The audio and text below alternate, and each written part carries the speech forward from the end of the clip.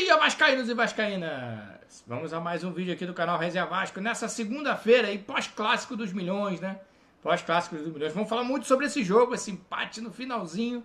Vamos falar um pouco sobre esse jogo, mas antes da gente começar a falar um pouquinho, contextualizar, eu peço que você dê aquela curtida, dê aquela compartilhada. Se você ainda não é inscrito no canal, inscreva-se no canal, venha fazer parte dessa família aqui, Resenha Vasco, venha participar das nossas resenhas. Todo dia de noite a resenha vai longe, dura bastante tempo. Mas vamos lá, galera. O Vascão da Gama ontem conseguiu um empate heróico, né? Vamos dizer assim, heróico. Um empate da persistência. De novo, mais uma vez, o time do Renato Gaúcho provando que não desiste, vai até o final. E no último lance da partida, consegue um empate, considerável até bom resultado, por estar perdendo por 2-0 para o Flamengo do Maracanã. Ele conseguiu esse empate no último minuto, literalmente no último lance da partida. O Hugo Moura foi lá e empatou. O Vasco venceu em 2-2. Para a gente falar um pouquinho sobre essa partida, a escalação inicial gerou um pouquinho de distúrbios, né, de conflitos entre os torcedores vascaínos, de insatisfação com o técnico Renato Gaúcho, né? A gente até pode questionar a escalação, por que foi essa escalação, mas na entrevista coletiva a gente não pode deixar de falar que ele deu as suas explicações por essa escalação. Eu também não concordei. A entrada de DVD e Brenner no time do Vasco, em detrimento de Spinelli e Andrés Gomes, por exemplo, foi uma situação que a gente se questionou no pré-jogo, por quê? Mas eu entendi, e na coletiva de imprensa, na pós-jogo, após esse empate, ele deu essas explicações. Ele falou que o Andrés Gomes não está 100%, ele veio de uma lesão, teve uma lesãozinha, como a gente mais ou menos percebeu contra o Corinthians, ele veio de uma lesão, e ele era um jogador que não tinha essa minutagem, não poderia ter muitos minutos na partida de ontem, né? Então ele decidiu, optou pelo Brenner e DVD, já que o Spinelli também jogou 100 minutos da última partida de quinta-feira e ele não queria que estourar esses jogadores e perder eles por mais tempo. Uma justificativa interessante, uma justificativa plausível, que de repente foi como ele falou, a gente não tem acesso aos números da fisiologia, a gente não tem acesso a esses números da preparação física, que dizem quantos minutos o jogador pode atuar, quantos minutos o jogador pode jogar, e a gente fica mais ou menos que questionando essas escalações. Mas tudo bem. Ele botou essa escalação, aí a gente entrou com o DVD como falso 9 e o Brenner como ponta esquerda. Aí a gente tem que criticar por que ele teve essa opção. Ainda bem que durante até os 15 minutos do primeiro tempo ele fez essa correção, botou o Brenner para a posição original dele, que é 9, e o DVD para a sua posição original, que é jogar pelo lado esquerdo. Aí deu uma melhoradinha no desempenho, principalmente do DVD, mas não do time. A gente teve um primeiro tempo até que nós tivemos algumas oportunidades, algumas bolas que pipocaram dentro da área, que se a gente tivesse, de repente, decisões melhores dos jogadores, ou de repente jogadores até mais técnicos, a gente poderia ter feito gols já no primeiro tempo. Nós sofremos um primeiro gol logo aos 7 minutos, de novo numa daquelas desatenções da zaga, numa daquelas falhas individuais, uma bola que veio cruzada, o Cuesta tentou cortar por 2 vezes, se antecipar o Pedro por 2 vezes e furou, 2 vezes na mesma jogada, e o Pedro também com Robert e Renan no seu encalço, no meio dos 2 zagueiros, conseguiu dar essa puxadinha na bola, tipo que fazendo uma meia embaixadinha e conseguiu chutar no gol. E também outra questão que a gente pode de repente questionar, não é uma crítica, de novo, pelo amor de Deus, por favor, que o Léo Jardim é um dos melhores goleiros do Brasil, mas ele pode sempre sair um pouquinho debaixo das traves, ele fica muito debaixo das traves quando a gente tem essas bolas dentro da área. Talvez na hora que o Pedro de repente deu essas 3 puxadinhas com o pé, tipo uma meia embaixadinha, se ele tivesse adiantado um pouquinho, ele poderia ter diminuído o ângulo para o adversário. E aí o chute do Pedro veio, o Léo Jardim ainda tocou na bola, mas sofreu o gol. O Léo Jardim debaixo das traves. Mas, só para contextualizar o lance, a falha maior foram as falhas maiores foram dos 2 zagueiros, que nem para dar um encostãozinho no Pedro, deslocar o Pedro rapidinho só para ele não chutar com tanto apoio assim, tanto apoiado com o corpo.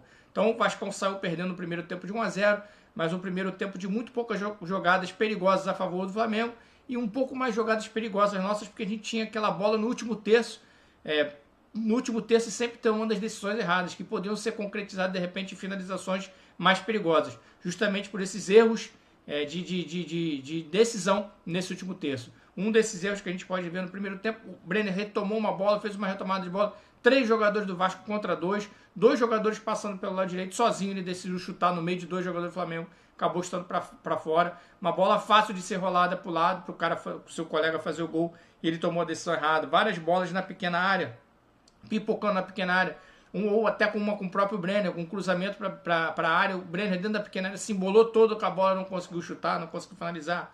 Um lance de uma falta que foi batida na barra, que o Vasco bateu na barreira, sobrou para o jogador cruzar.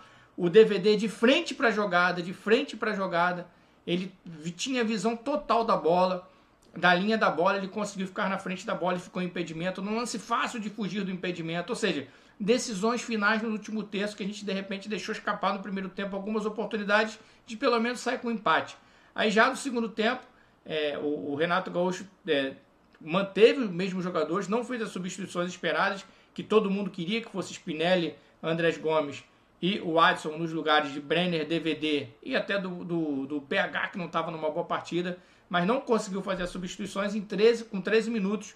Aí o nosso lateral PH, que é um estudo, é um caso digno de estudo, ele precisa ser estudado pela NASA, precisa ser estudado pela alguém de OVNIs, porque ele teve o seu futebol foi abduzido. O futebol dele está abduzido, foi para o espaço o futebol dele. Desde aquele jogo da seleção brasileira, alguma coisa aconteceu, alguns ETs devem ter vindo e abduziram o futebol dele e levaram ele para outro planeta. Porque assim, o PH não consegue mais desempenhar de ser aquele jogador que ele foi, o jogador que chegou na seleção brasileira e o jogador que chegou fazendo gol na seleção brasileira. Só a primeira partida que a camisa da seleção chegou fazendo gol. E numa daquelas privações de sentido que ele vem tendo ultimamente. Ontem eu vou dizer que ele teve até algumas arrancadas no primeiro tempo, que conseguiu chegar na frente do Samuel Lino e tomou a bola. Mas a maior parte do jogo errando posicionamento, errando passes, cruzamentos errados. E numa dessas ele cometeu pênalti. Ele cometeu pênalti, pisou no Pedro, poderia ter evitado o pisão. Não foi intencional, mas uma bola que o Pedro estava carregando para a linha de fundo, por que ele foi chegar tão perto do adversário? Aí acabou pisando, pênalti bem marcado, e o Vasco sofreu 2-0. A partir daí deu um certo desequilíbrio no time do Vasco, um certo apagãozinho. O Flamengo veio com mais 2 chutes de fora da área, 2 ou 3 chutes de fora da área, com 2, 3 defesas do Léo Jardim, boas defesas, que evitou que o Flamengo aumentasse o placar. Mas aí veio o X da questão, né? Veio o X da questão, o Renato Gaúcho teve coragem e foi substituiu. Aí a gente se pergunta, teve coragem ou foi porque ele foi informado pelo departamento de fisiologia, como ele falou na coletiva pós-jogo ontem? Será que ele teve coragem ou foi porque os jogadores poderiam jogar só X minutos e foi aí que ele colocou? Aí ele foi e tirou o PH, que não estava fazendo uma boa partida de novo. Aí tirou o Brenner e tirou o DVD. O Brenner nulo no ataque, que perdeu aquele gol no primeiro tempo. Deveria também, assim, não teve uma partida tão ruim em relação às partidas anteriores, mas também não sendo tão efetivo.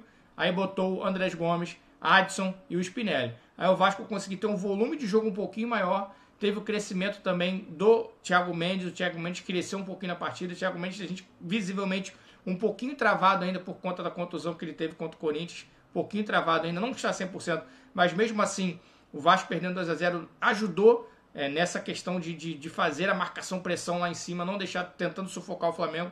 O Vasco começou a se impor um pouquinho mais, começou a ter um pouquinho mais a bola, a posse de bola, não deixando o Flamengo ter essa posse, evitando os contra-ataques do Flamengo, e fomos para aquele jogo de novo de bolas cruzadas no abafa e conseguimos diminuir 2-1 com o Robert Renan numa bola de escanteio. Aí a partir daí o clima do Maracanã se transformou. De novo a nossa torcida sensacional, que já estava apoiando mesmo no 2-0, mas de novo com esse gol a torcida transformou o ambiente do Maracanã, explodiu e foi naquele mesma sinergia do jogo contra o Fluminense, explodindo, partindo, cantando desesperadamente, cantando alto, cantando forte, empurrando esse time, e o time foi junto. O time foi junto, claro que com as suas deficiências, com muitas bolas aéreas, muitas bolas levantadas dentro da área, poucas jogadas de repente trabalhadas de infiltração, mas com aquele volume que o Adson e o Andrés Gomes dá, jogadores que partem para cima, que partem para o drible, que dão opção para o jogador do que está com a bola para dar um passe, e o Spinelli brigando no meio dos zagueiros, cabeceando, trombando, fazendo isso. O Vasco foi nessa, e conseguiu, no último lance do jogo, um cruzamento do Cuesta, que nós temos que falar. Um primeiro tempo muito instável da nossa zaga, Robert Renan e Cuesta, mas um segundo tempo bom. No segundo tempo eles conseguiram controlar bem o ataque do Flamengo, e o Cuesta, desse lance que apoiou o ataque, cruzou a bola, e o Hugo Moura o Hugo Moura sozinho cabeceou e empatou esse jogo no último lance. Literalmente no último lance, que assim que saiu a bola, acabou o jogo. Ainda teve que passar pelo aval do VAR, né? Porque todo gol do Vasco tem que procurar um pelo em ovo, mas eles não conseguiram achar esse pelo em ovo. Aí o Vasco da Gama conseguiu esse empate de 2-2. Um empate que nos traz um sabor sim de vitória, por nós estarmos perdendo 2-0 para o rival no Maracanã, com a torcida deles maioria. Um empate que também nos traz de novo essa força da nossa torcida, essa explosão da torcida de empurrar o time para cima, como empurrou contra o Fluminense, no mesmo estilo. Não foi a virada, mas foi um empate no finalzinho e conseguimos trazer esse ponto.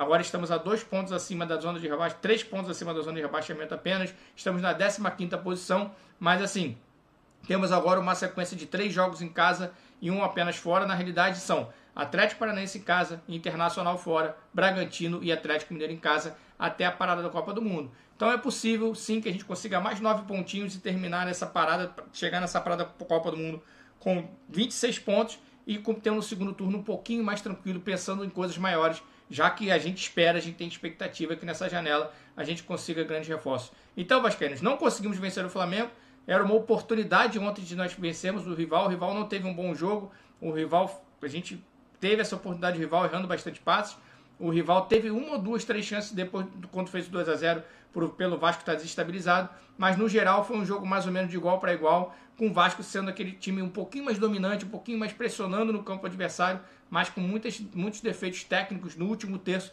não conseguindo finalizar perigosamente. Então assim, ontem foi a oportunidade, mas esse 2-2 nos traz esse sabor de vitória assim, por estarmos perdendo 2-0 e empatarmos no último lance. Agora é quarta-feira, a gente tentar buscar um bom resultado no Chile lá, para a gente manter essa liderança na Sul-Americana, e no próximo domingo é vitória contra o Atlético Paranaense em São Januário. É um jogo na nossa casa, a gente não pode nem pensar em perder. Então, vascaínos, desejo a todos uma boa semana, uma boa segunda-feira, uma semana de paz e de muita luz para todos nós, e que o Vascão vai entrando nos trilhos devagarzinho. Saudações vascaínas. Fala, vascaínas e vascaínas! Se vocês curtem essa resenha e acompanham o nosso canal, vou te fazer um convite. Agora vocês podem se tornar membro do canal. Vocês se tornando membro do canal, vocês ajudam no fortalecimento e no crescimento do canal e ainda adquirem direitos exclusivos. Temos grupo de WhatsApp fechado, vocês terão emojis especiais para utilizar em lives e terão participações especiais também aqui no canal. Aqui é um canal feito de vascaíno para vascaínos e vocês ajudam no crescimento e fazem parte dessa resenha. Se você quer se inscrever agora, virar membro do canal, é só clicar no botão Seja Membro. Tem 3 categorias, escolha qual se adequa melhor para você e venha participar dessa resenha. Saudações vascaínas!